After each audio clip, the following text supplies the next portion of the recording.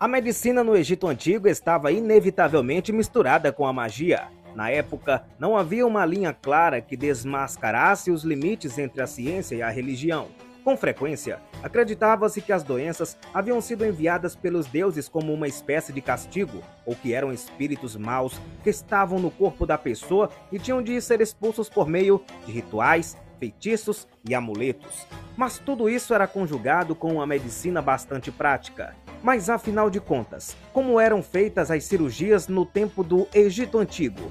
Aliás, como era a medicina naquele tempo no Antigo Egito? Bem-vindo ao canal Fatos Descobertos. Eu me chamo Osnilmar e é sempre uma satisfação receber você aqui no nosso canal. Aproveita, se inscreva agora, aperta no sininho em todas para ficar por dentro de tudo que sobe aqui da Fatos Descobertos.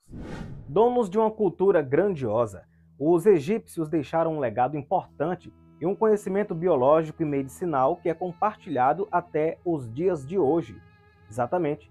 O Egito Antigo é permeado de mistérios e por uma rica herança cultural que vai muito além das esplendorosas pirâmides. O povo também deixou um legado de invenções sofisticadas e um conhecimento biológico e medicinal que é compartilhado também até os dias de hoje. Um dos conhecimentos mais importantes e impressionantes é sobre o desenvolvimento nas áreas de medicina e farmacologia. Exatamente. E é com base em papiros médicos de mais de 40 séculos atrás, o egiptólogo Warren R. Dawson, da Universidade de Oxford, citou em seu livro O Legado do Antigo alguns procedimentos médicos e remédios que são usados até os dias atuais. Por exemplo, como o óleo de ricino, extraído da mamona, ácido acetissalicílico, princípio ativo da aspirina, anestésicos e própolis para cicatrização. Além disso, os papiros também mostram o processo de cirurgias delicadas, o engessamento de membros que tiveram ossos quebrados e um conhecimento avançado de todo o sistema circulatório do corpo humano.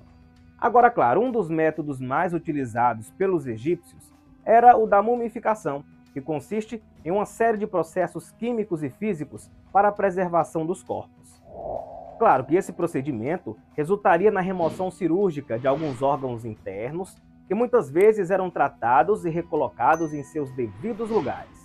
Isso permitiu que eles conhecessem o interior humano de uma forma até então inédita. Um ótimo exemplo sobre isso pode ser visto no corpo de Ramsés II, que teve suas veias e artérias retiradas, mumificadas e recolocadas posteriormente. Sabe-se também que naquela época já tinha o hábito de medir o batimento pelo pulso como um jeito de avaliar a saúde das pessoas.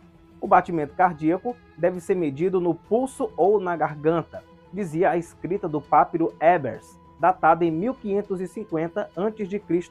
e considerado um dos primeiros livros de medicina do mundo. Todas as descobertas eram documentadas nos chamados papiros médicos, o que permitiu que o conhecimento fosse passado com total exatidão. Antes, a comunicação egípcia era feita de forma oral e documentos com registros eram raros. Foi esse conhecimento sobre a circulação sanguínea que fez com que isso se tornasse um costume e se perpetuasse até os dias atuais. Agora vamos lá.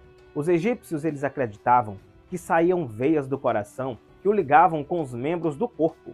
A veia da mão terminaria no dedo anular. E é claro, com a crença de que o coração é o centro de tudo, e também pelo fato dele estar ligeiramente deslocado para o lado esquerdo, os casais passaram a usar fitas em seus dedos para simbolizar que o órgão estava preso com a pessoa que ele amava. Agora é óbvio que posteriormente essa fita foi trocada por um anel ou então, como podemos chamar, um aro de metal, que variava de acordo com a pessoa e posse do casal. Os procedimentos cirúrgicos intracranianos, as primeiras descrições do processo de mumificação, indicaram que as pessoas tinham o cérebro retirado pelo nariz e descartado com intestinos mortos. Uau! Entretanto, com o passar do tempo, os egípcios passaram a relacionar o funcionamento do órgão com a parte da coordenação motora. Inclusive, falando nisso, existem papiros do século XV a.C. com descrições completas sobre esses procedimentos. Bom, porém, somente no ano de 2001 que especialistas conseguiram demonstrar casos de crânios que foram abertos cirurgicamente que apresentavam indícios de cicatrização. Vamos lá. Isso nos permite acreditar que o paciente possa ter sobrevivido à operação, inclusive não ter sentido nenhum tipo de dor. Vamos lá para o uso de anestésicos. O professor Mário Curtis Giordani, da Universidade Federal do Rio de Janeiro, ele relatou na obra histórica da Antiguidade Oriental o processo que os egípcios usavam para o adormecimento de partes do corpo humano. Segundo Giordani, eles utilizavam uma mistura de pó de mármore e vinagre. Outro método que se tem conhecimento é o de anestésicos feitos com base de opiáceos, derivados do ópio, que eram totalmente ingeridos. Bom, e considerados os antecessores da morfina, esses procedimentos só voltaram a ser usados 3 séculos atrás lá na Europa. Agora, sobre a amputação de membros, cauterização e outras técnicas, calma, eu vou te falar. Os egípcios, eles dominavam tão bem as técnicas avançadas que não era incomum o uso de amputação de membros. Acredita? Cauterização e até mesmo o uso de pontos para fechar incisões. Inclusive, é provável que os egípcios foram pioneiros a utilizar a técnica. Assim como nos dias atuais, lá no Egito Antigo, também existia especialização médica. Sabia disso? Olha, mais um motivo para você se inscrever agora. Quem tratava de fraturas não se misturava com os que mexiam com os problemas de pele ou vice-versa. Essa especialização incluía o tratamento odontológico. Exatamente. Naquela época, dentistas já utilizavam brocas, faziam próteses e drenavam abscessos. Entretanto, ao contrário do que muitos imaginam, os tratamentos médicos não eram de uso exclusivo de uma classe mais rica, não. Não existia essa diferença. Trabalhadores braçais também tinham o direito de receber um tipo de plano de saúde. Tá vendo aí? Isso se confirma com as escavações que foram feitas na Cidade dos Trabalhadores. Múmias de 4.500 anos mostram que muitas dessas pessoas receberam tratamento médico. Zahi Hawass, diretor do Conselho Supremo de Antiguidade do Egito, inclusive, afirma que alguns corpos apresentavam marcas de fraturas consolidadas, membros amputados e até cirurgias cerebrais. Eram pessoas comuns que se curaram e voltaram ao trabalho. Outro avanço que chamou muito a atenção foram os métodos contraceptivos estudados pelos egípcios.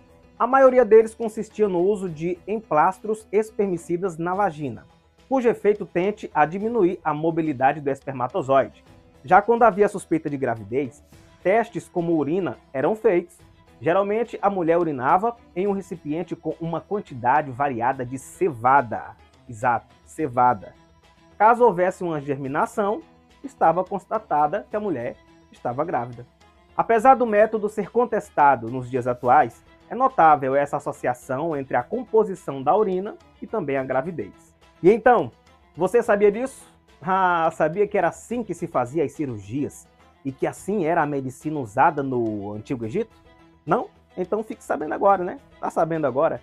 Olha, espero que tenham gostado. Nosso encontro é aqui, hein? Se inscreva para a gente continuar se encontrando e clica no sino na opção todas para o YouTube enviar a notificação que tem novo conteúdo na área. Obrigado pela companhia. Fica com Deus, a gente se vê. Tchau!